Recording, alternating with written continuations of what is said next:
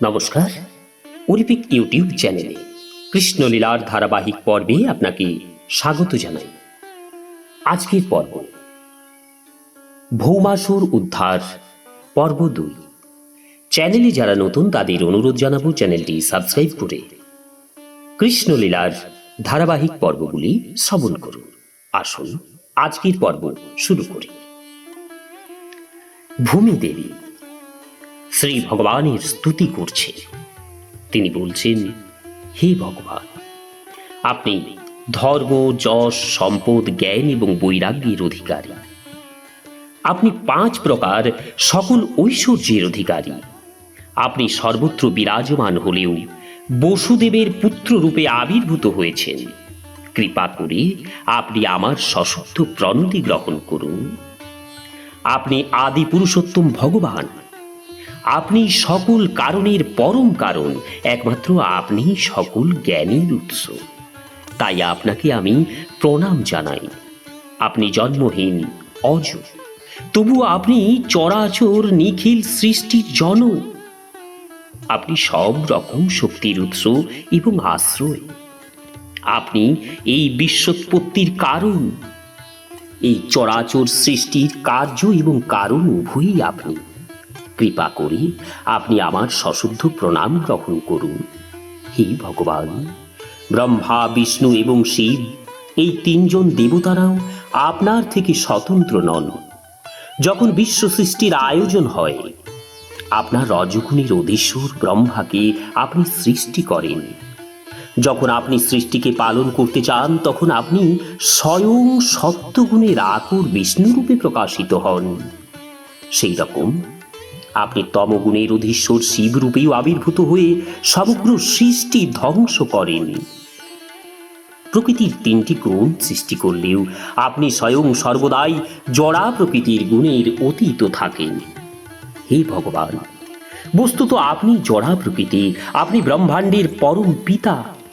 আপনি মহাকাল। আপনি এই কাল, প্রকৃতি, জড় সৃষ্টিকর্তার মধ্যে সংযুক্তি ঘটান। হে ভগবান, হে পরম পুরুষোত্তম, তবু আপনি এই সকল গুণকর্মের অতীত আমি জানি। ভূমি, জল, তেজ, বায়ু, আকাশ, পঞ্চতন্মাত্র, মন, ইন্দ্রিয়, দেবতা, অহংকার, মহতত্ত্ব, চরাচর জগৎ সবই আপনাতে আশ্রিত। আপনি সবকিছুর উৎস, তাই কিছুই আপনা থেকে ভিন্ন নয়। কিন্তু যেহেতু আপনি সব কিছুর অতীত, তাই কোনো জড়বস্তুই আপনার ব্যক্তিত্বের থেকে অভিন্ন নয়। এই জন্যই সব কিছু যুগপৎ আপনার থেকে ভিন্ন এবং অভিন্ন। তাই যেসব দার্শনিকগণ আপনাকে সব কিছু থেকে পৃথক করবার প্রয়াস করে, নিঃসন্দেহে তাদের মতবাদ ভ্রান্ত। হে ভগবান, ভগদত্ত নামে এই বালকটিকে আমার পুত্র ভৌমাসুরের পুত্র বলে জানবেন। ভৌমাসুরের বিভৎস মৃত্যুর ফলে বিভ্রান্ত এবং ভীত পুত্র ভগদত্তকে আপনার চরণপদ্মে শরণাগত হওয়ার জন্য আমি নিয়ে এসেছি। আমার ঐকান্তিক প্রার্থনা, হে ভগবান, এই ভগদত্তকে আপনার চরণাবিন্দে আশ্রয় গ্রহণ করুন, আশ্রয় দান করুন এবং তাকে আপনার করকমল দ্বারা কৃপা আশীর্বাদ প্রদান করুন। সে যাতে তার পিতার সমস্ত পাপকর্মের ফল থেকে উদ্ধার প্রাপ্ত হতে পারে। তাই ভগদত্তকে আমি আপনার পাদপদ্মে নিয়ে এসেছি। মাতা ধরণীর প্রার্থনা শুনে অচিরে শ্রীকৃষ্ণ সকল ভয়ঙ্কর শোচনীয় অবস্থা থেকে তাকে মুক্তির আশা দিলেন। শ্রীকৃষ্ণ ভগদত্তকে বললেন, ভীত হইও না। তারপর তিনি সকল ঐশ্বর্যে পরিপূর্ণ ভৌমাসুরের প্রাসাদে প্রবেশ করলেন। সেই প্রাসাদে ভৌমাসুর দ্বারা অপহৃত এবং বন্দী 16,100 রাজকন্যাকে শ্রীকৃষ্ণ তখন দেখতে পেলেন।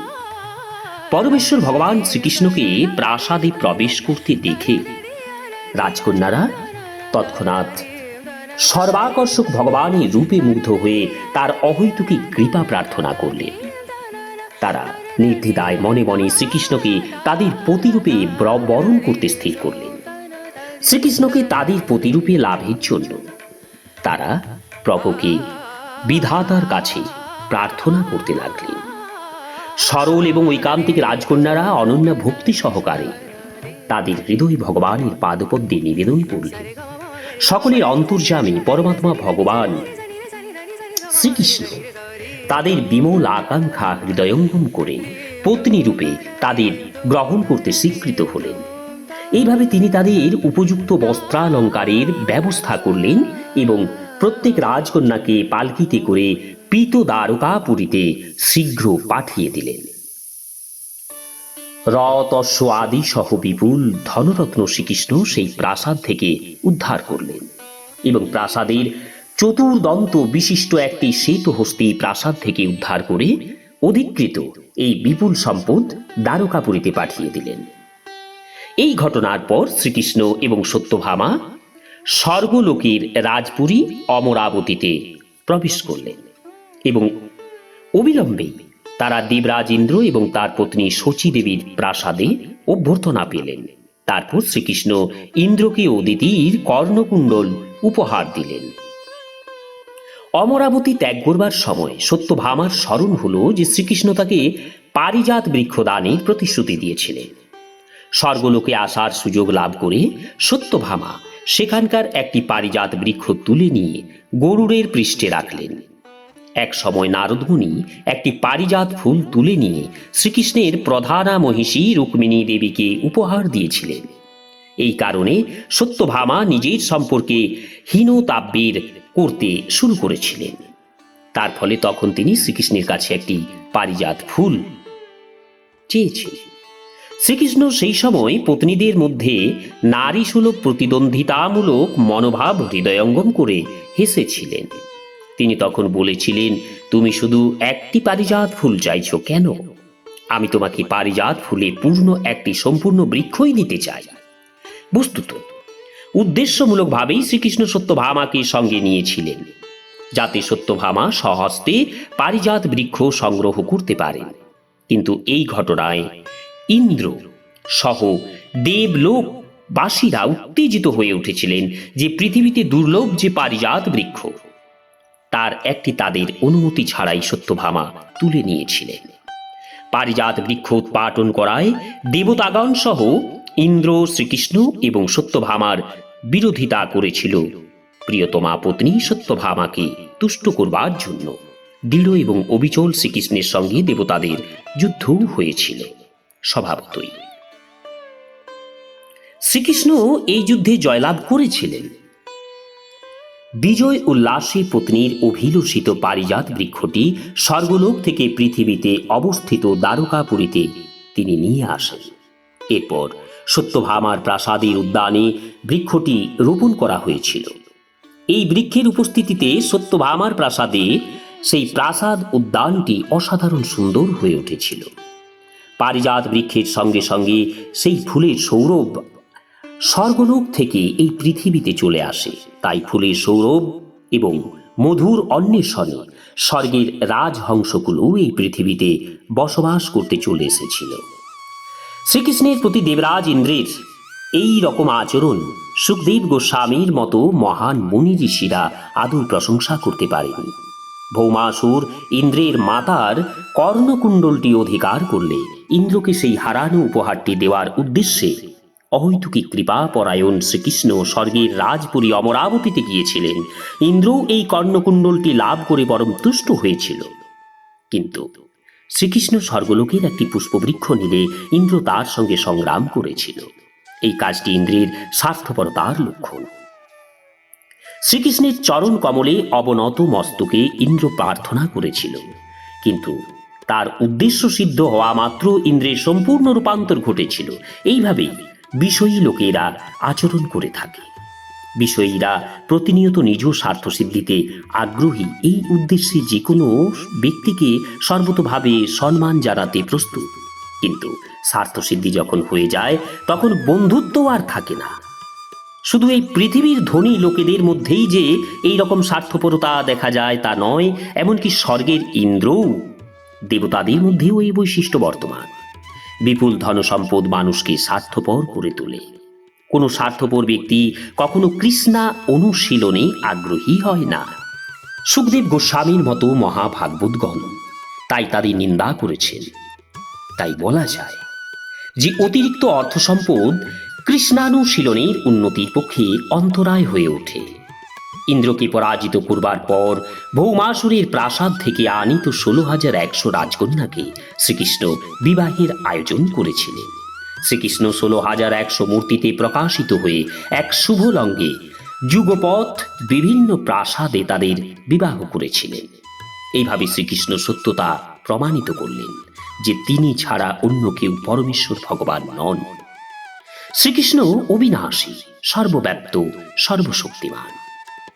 এই জন্যই তার এই দ্বারকা লীলা বিলাসীর কিছুই আশ্চর্যজনক নয়। উপযুক্ত উদ্যান এবং আসবাবপত্রাদিতে পূর্ণ 16,000-এরও অধিক রানীদের প্রাসাদগুলি ছিল এই জগতে অতুলনীয়। শ্রীমদ্ভাগবতের এই কাহিনীগুলিতে কোনো অতিশয়োক্তি নেই। শ্রীকৃষ্ণের রানীরা ছিলেন সকলেই শ্রীমতী লক্ষ্মী দেবীর অংশপ্রকাশ। শ্রীকৃষ্ণ তাদের সঙ্গে বিভিন্ন প্রাসাদে বসবাস করতেন এবং একজন সাধারণ পতির মতোই শ্রীকৃষ্ণ তার পত্নীদের সঙ্গে ব্যবহার করতেন। আমাদের সর্বদাই স্মরণ রাখা উচিত যে পরমেশ্বর ভগবান শ্রীকৃষ্ণ ঠিক মানুষের মতোই লীলা করেছিলেন। যুগপৎ 16,000-এর অধিক প্রাসাদে 16,000-এর অধিক পত্নী গ্রহণ করে অসাধারণ ঐশ্বর্য প্রদর্শন করলেও তিনি কঠোরভাবে এক সাধারণ গৃহস্থীর দাম্পত্য জীবনের সম্বন্ধ রক্ষা করেছিলেন। এই জন্য পরম ব্রহ্ম পরমেশ্বর ভগবানের বৈশিষ্ট্য এবং লক্ষণ হৃদয়ঙ্গম করা অত্যন্ত কঠিন। এমনকি ব্রহ্মাদি অন্যান্য দেবতাদের কাছেও পর্যন্ত ভগবানের দিব্যলীলাসমূহ দুর্গে। ব্রহ্মাদি দেবতারা যাকে হৃদয়ঙ্গম করতে পারতেন না, সেই লীলা পুরুষোত্তম ভগবান শ্রীকৃষ্ণকে পরম সৌভাগ্যবতী শ্রীকৃষ্ণ পত্নীরা তাদের স্বামীরূপে লাভ করেছিলেন। হাস্য পরিহাস এবং আলিঙ্গন আদির মাধ্যমে শ্রীকৃষ্ণ তার রানীদের দাম্পত্য অনুরাগ সর্বদাই বৃদ্ধিপ্রাপ্ত হয়েছিল। এইভাবে তারা গার্হস্থ্য জীবনে দিব্য আনন্দ অনুভব করেছিলেন। প্রতিটি রানীর 1000-এর অধিক সেবকতা পরিচারিকা থাকা সত্ত্বেও তারা সকলেই স্বয়ং শ্রীকৃষ্ণকে সেবা করতেন। আরামপ্রদ আসনে বসিয়ে তাকে নানাবিধ পূজার উপকরণ দান করে গঙ্গা জলে তার পাদ ধৌত করতেন। তারপর তাম্বুল প্রদান করে সাদরে পরম যত্ন সহকারে তারা প্রত্যেকে তার পদ সম্মান করতেন। এইভাবে রানীরা শ্রীকৃষ্ণের সেবা করে তার ক্লান্তি এবং অবসাদ দূর করতেন। রানীরা প্রত্যেকে স্বয়ং তার ব্যজনের ব্যবস্থা করতেন। তাকে সুগন্ধি তৈল, মালা, কেশ সংস্কার, স্নান, সুস্বাদু উপাদেয় তে ভোজ্যদ্রব্য দিয়ে তার সুগন্ধি তেল, মালা, কেশ সংস্কার করার পর বিশ্রামেরও আয়োজন করে দিতেন। এসবই রানীরা নিজেরাই করতেন। পরিচারিকাদের জন্য তারা কখনো অপেক্ষা করতেন না। তাই বলা যায় যে শ্রীকৃষ্ণ এবং তার বিভিন্ন রানীরা পৃথিবীতে আদর্শ গৃহস্থ জীবন প্রদর্শন করেছিলেন। নমস্কার, আজকের পর্ব এখানেই শেষ করছি। আসবো আগামী পর্বে। চ্যানেলে যারা নতুন তাদের অনুরোধ জানাবো চ্যানেলটি সাবস্ক্রাইব করে কৃষ্ণলীলার ধারাবাহিক পর্বগুলি শ্রবণ করুন। রাধে রাধে, হরে কৃষ্ণ।